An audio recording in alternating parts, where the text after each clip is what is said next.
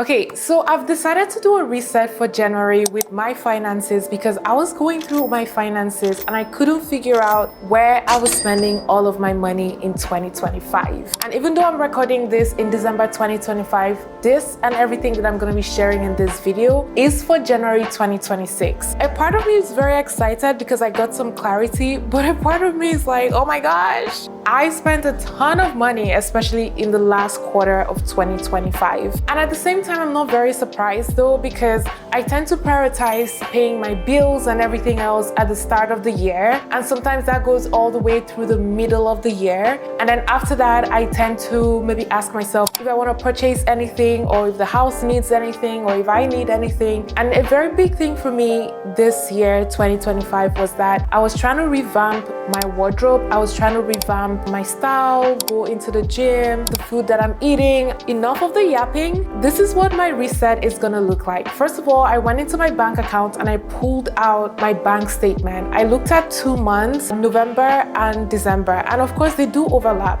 So I looked at November, but it started from October, and then I looked at December, but it started from November.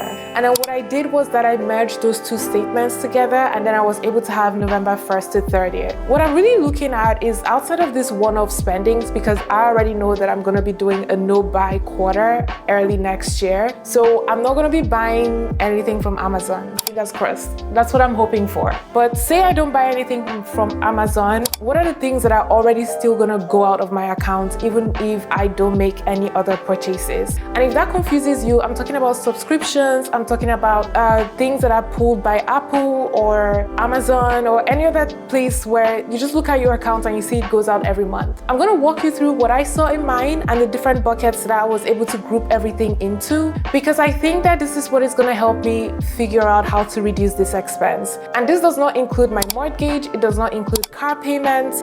Those are dealt with separately and they are a part of the budget anyways. There's nothing I can do about those because we need the house and we need the car. I did a video where I talked about our car and how we are paying it off. We're doing our last payment in December, so early next year of 2026 it's gonna be all paid off. And on top of that, we were able to get a lower insurance as well, which I'm so grateful and thankful to God for. I'm really excited about that one. Let's go into what I have in my January reset and my financial spreadsheet. Okay, so this is kind of scary sharing like your entire business with the internet, but I have my laptop here just to guide the conversation. So I was able to group my finances, like the expenses, into different groups in terms of what I spend on. So I have groceries, food, gym. I also have phone bills, subscriptions, and bank fees. That bank fee one is a little bit interesting to me because I do want to get your take on that. Like when I look here and I see this balance protection insurance and balance protection tax, I'm wanting to remove it, but I'm not sure if it's something that I have to pay for, if it's something that I'm always gonna need. And of course, I hope I can do more research on it later. But I noticed that I was paying for that every single month. And I know you're like, some people might say, oh, it's just $9, but you're gonna quickly see, like looking at the spreadsheet, that for me, $9 could cover a subscription that I actually use. I like subscriptions for my Netflix and Amazon Prime. It's so convenient, and Instacart for groceries. I just need the services and the apps that can make my life easier. And I don't go to the movies a lot. So having Netflix and having Amazon Prime Video is also super helpful for me because I can watch a movie. Even a lot of the movies that come out in the theater, if you just wait it out, give it a few months, like 6-8 months, it's gonna pop up and then you can watch it at home.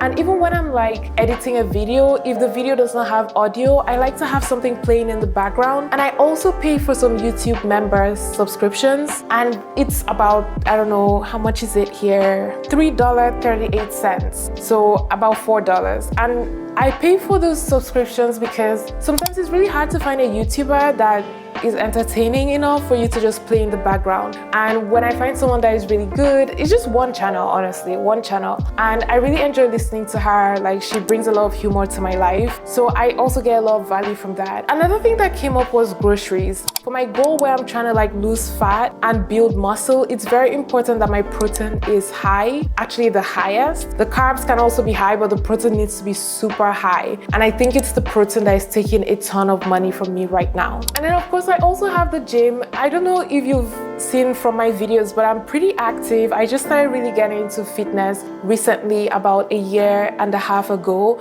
And for me, going to work out in the gym is just something that I can't imagine not doing. Like, my gym is so amazing. They challenge you, the coaches are amazing. It's like a group session, but you get that individual coaching. Like, it's the perfect combination. I just love it. And it keeps my mental health in such a great place as well. And it helps me to just be able to de-stress. I come out of there just really excited for the day. I push myself, I have a great time. Even though the gym is very expensive, it's worth it. It's an investment. I think that it's something that I'm just not gonna change. I like my gym and I think it's worth it for me.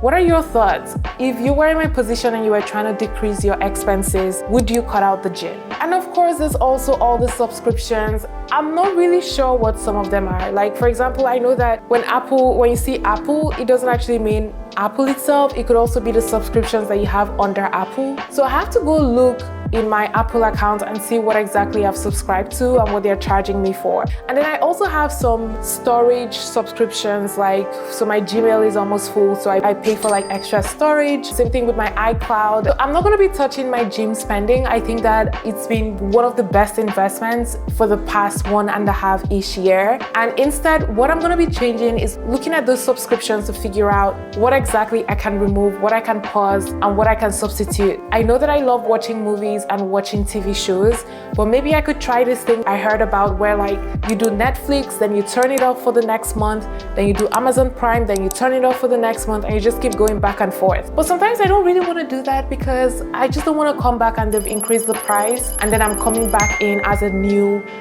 client and then they're gonna charge me like that new rate, because I've been with some of these like subscriptions for a very long time and I don't know if this is actually a myth or something that I should be worried about, like leaving and coming back and then the price has increased. A lot of people say instead of turning down your expenses, you should try and make more money. Yes and no, because sometimes it's hard to make more money. That's just the truth. People talk about making more money as if it's just an internal decision. I'm just gonna decide today that I'm gonna make $1,000 a day. I feel like it's not that easy and it's not that straightforward. But the one thing that is in your control is your expenses, because with the money that you have, you can always decide where you want it to go. So that's what I'm learning and that's what I'm taking from this little exercise that I did, where I looked through my bank accounts to figure out where my money was going as I try to reset for next year, January 2026. Are you gonna look through your accounts as well, or am I just gonna be doing this by myself? Because I want us both to win, and the best way to win is to get that clarity. Once I started looking at my accounts, I quickly realized that I wasn't confused.